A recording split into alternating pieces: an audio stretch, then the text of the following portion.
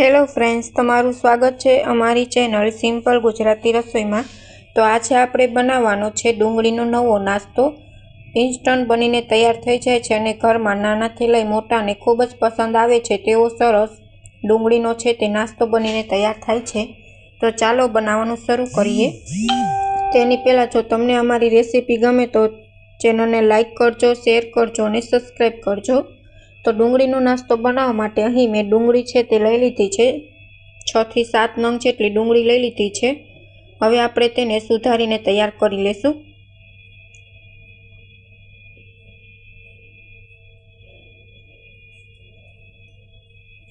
તો આવી રીતના બધી જ ડુંગળીના ફોતળા છે તે આપણે કાઢીને બધી જ ડુંગળીને તૈયાર કરી લેશું।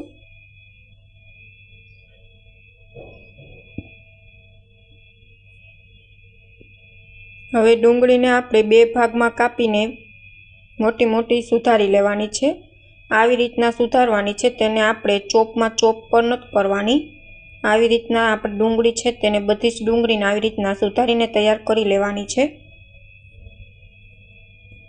જો એકવાર આ નાસ્તો ટ્રાય કરશો ને તો ખૂબ જ સરસ ટેસ્ટી નાસ્તો બનીને તૈયાર થાય છે અને ઇન્સ્ટન્ટ બનીને તૈયાર થઈ જાય છે। ફક્ત 15 જ મિનિટમાં આ નાસ્તો છે તે બનીને તૈયાર થઈ જાય છે।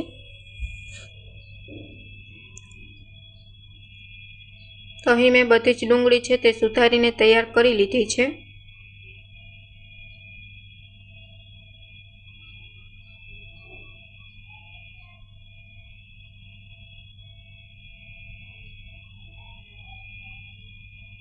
હવે આપણે આવી રીતના હાથની મદદથી ડુંગળી છે ને તેને આવી રીતના આપણે ક્રશ કરી લેશું, જેથી બધી જ ડુંગળીની જે કળી છે ને તે નોખી થઈ જાય, જુદી જુદી પડી જાય। હવે બધા જ મસાલા આપણે એડ કરી દઈશું, જેમાં સૌથી પહેલાં અહીં મેં આદુ લીધું છે, આદુનું છીણ એડ કરી દઈશું।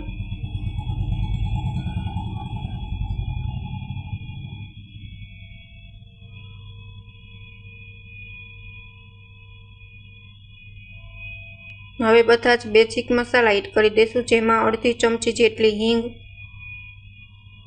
અડધી ચમચી હળદર, 1 ચમચી ધાણા જીરું પાવડર, અડધી ચમચી ગરમ મસાલો, 1 ચમચી લાલ મરચું પાવડર, 1 ચમચી વરિયાળી એડ કરશું। વરિયાળી એડ કરવાથી નાસ્તાનો ટેસ્ટ છે ને તે ખૂબ જ સરસ આવે છે।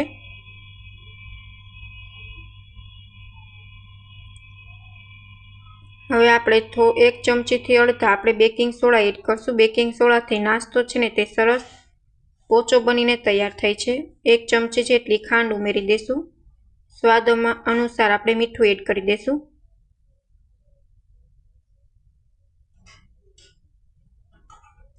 અહીં મેં 1 નંગ તીખું મરચું લીધું છે તે એડ કરી દઈશું। તમારે જો વધારે તીખું ખાવું હોય તો તમે વધારે પણ મરચાં લઈ શકો છો। ઉપરથી આપણે ધાણા ભાજી એડ કરી દઈશું। હવે અહીં બધા જ બેઝિક મસાલા એડ કરી દીધા છે। હવે આપણે 2 વાટકા જેટલો ચણાનો લોટ ઉમેરી દઈશું।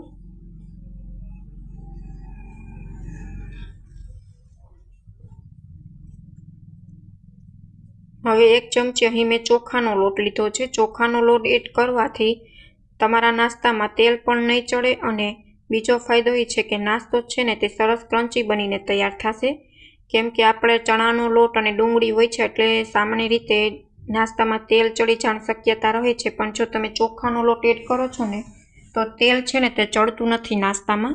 હવે થોડું થોડું પાણી એડ કરીને આપણે છે બેટર બનાવી લેશું નાસ્તા બનાવવા માટે।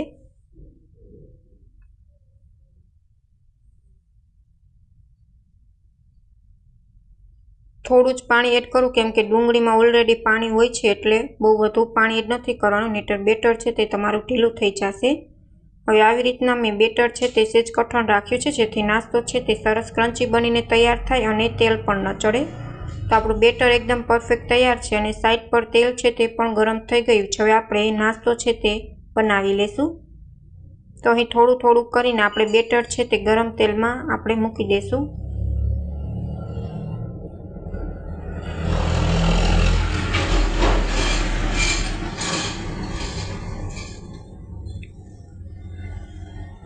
હવે આપણે ઝારાની મદદથી તેને પલટીને આપણે 2 થી 3 વાર પલટી દઈશું, જેથી સારી રીતના નાસ્તો છે તે આપણો બહારથી અને અંદરથી બંને સારી રીતના તળાઈ જાય। તો અહીં નાસ્તો છે તે આપણો તૈયાર છે। હવે આપણે ઝારાની મદદથી તેને લઈ લેશું। તમે જોઈ શકો છો એકદમ ટેસ્ટી બનીને તૈયાર થયો છે ને બિલકુલ તેલ પણ નથી ચડ્યું આપણે નાસ્તામાં। તો ફક્ત 15 જ મિનિટમાં ડુંગળીનો નવો નાસ્તો આપણો બનીને તૈયાર છે।